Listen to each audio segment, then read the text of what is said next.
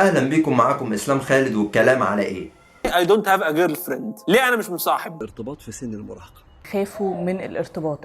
زي ما انت شفتوا في الفيديوهات اللي فاتت عرفنا طبعا الكلام على ايه؟ على الارتباط. Hey, that's pretty good. بس انا مش جاي اتكلم عن الارتباط بشكل عام، انا جاي اتكلم بس عن ايجابياته وسلبياته. حلو قوي. بس قبل ما نخش في الايجابيات والسلبيات حابب بس افهمكم يعني ايه الارتباط. الارتباط ده بيبقى واحد وواحده حبوا بعض فبقوا مرتبطين. الله اكبر عليك! ايه الحلاوه دي؟ ايه الحلاوه دي؟ وده معناه ان انت خلاص بقى في حياتك شريكه، يعني واحده انت مرتبط بيها لازقه معاك كده، رجليها على رجلك يا معلم، وقاعده على قلبك وهتطلع عينك لحد اخر نفس في حياتك.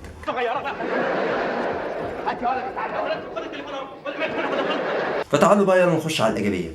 يلا بينا يا عم على النقل. الايجابيات احلى حاجه وكل ما فيها ان هي بتشاركك في كل حاجه. ما عدا في حاجات تانية مش هينفع نقولها. الواد ده بيبص لي كده ليه؟ بتقعد تسألك أسئلة عشان تطمن إن أنت كويس. الأسئلة من ضمنها أنت إيه الأخبار؟ هتعمل إيه النهاردة؟ بتحب إيه؟ بتكره إيه؟ طب يا ترى لما نيجي إن شاء الله نتجوز ويكتب لنا النصيب هتعمل لي إيه؟ هتجيب لي إيه؟ هنخرج فين؟ هنروح فين؟ أنت بتحبني قد إيه؟ كده. يا عم فيجاني، احنا معانا فلوس اصلا نعدي بيها الشارع. انت طبعا في الاول بتبقى مبسوط جدا ان في واحده بقى بتسال عليك وبتخاف عليك وبتقول لك بقى كلام حلو وانت بتقعد تقول لها كلام حلو، وده بقى جميل جدا. لا لا لا، ده انت كده محتاج اختبار قدرات بقى. بس دي الايجابيات. عايز بقى تعرف السلبيات؟ خش بقى في السلبيات.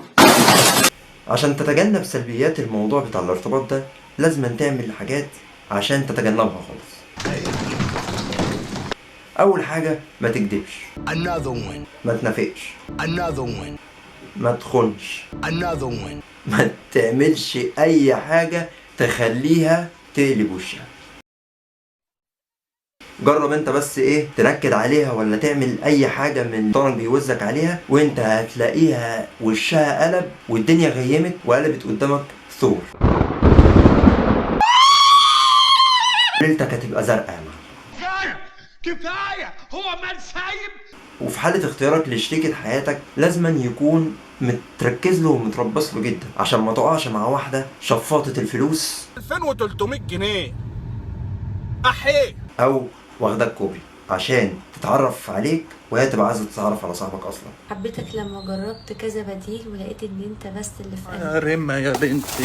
ولو انت في دماغك يعني انك انت عايز ترتبط وكده لازما يكون في مقدرتك وعارف ان البنت دي انت هتكمل معاها، عشان مش بعد 2 ولا 3 سنين تسيبها وتقعد تقول انا ندمان ان انا حبيتها. ولازما وانت داخل الموضوع ده تبقى عارف ان انت مخلص وانك هتقدر تكمل وانك حاطط خطة لحياتك الجاية هتبقى عاملة ازاي. عشان انا هقولها لك كلمة، بنات الناس مش لعبة. انت اللي ايه؟ اللهم صل على حضرة النبي. انت جبت المعلومات دي منين؟ متنسوش تقولوا رايكم في الكومنتات وتشاركوني كده ايه المواقف اللي قابلتكم في الارتباط وكده. ما تنسوش تعملوا شير ولايك وسبسكرايب وتفعلوا زرار الجرس عشان يجيلك كل جديد. والكلام على ايه؟